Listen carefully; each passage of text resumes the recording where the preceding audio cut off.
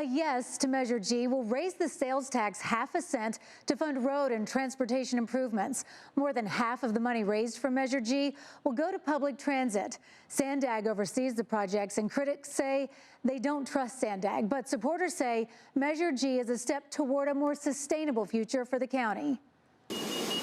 We want public transit. We want less cars on the road. We want less smog in the air so that our kids have less asthma. That's why we support yes on Measure G. It'll reduce congestion for everybody, even if you don't use transit. And if you use transit, it will make it so much better. I sat down with Manny Rodriguez with the City Heights community group that's part of Yes for Measure G, and Supervisor Jim Desmond, who used to be on the board of Sandag and says no to Measure G. Rodriguez and others argue improving public transit will benefit even those who don't use it. Even if you will never step foot in a bus or never step foot in a train, if you can get 10 people on the highway into a bus, that's like 140 feet of gridlock removed just for you two. Critics of Measure G are pushing back. They raise concerns over what they say is Sandag's long track record of abandoned projects and misuse of taxpayer dollars. San Diego County taxpayers already pay a half-cent sales tax for Sandag road projects, and Desmond says the projects aren't done. I wouldn't give another dime to Sandag because they don't keep their promises and they mismanage the money. They've got a history of mismanagement. Critics say promised projects include widening the 5, the 8, the 15, the 805, the 52, 56, 67, and 78. Did it happen? Only a partial expansion is done on the 15. In fact, critics say 15 promised projects from the tax we pay right now are still unfinished.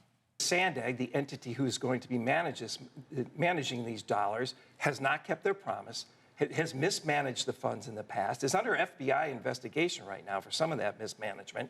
So let's make them get their house in order first and keep the promises of the past before they come to us and ask for any more money. Desmond also questions the focus on public transit. People in Alpine and people Ramona, people Julian, people San Marcos and Oceanside and other places are paying for these things and not getting the benefit of the services or getting the road improvements they need.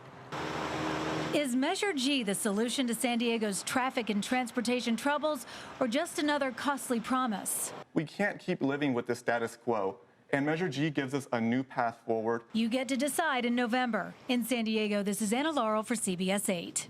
Thanks, Anna. Now, we did not hear from Sandag, which will oversee the transportation projects. We asked them to join us for this discussion, but they declined. Sandag did draft a similar tax measure in 2016, but because a government entity was behind it, measure needed a 3/4 majority vote, and it did not get that to pass. Yeah, this time, union groups, they got the measure on the ballot. That means it's a citizens' initiative, and it only now needs a simple majority to pass.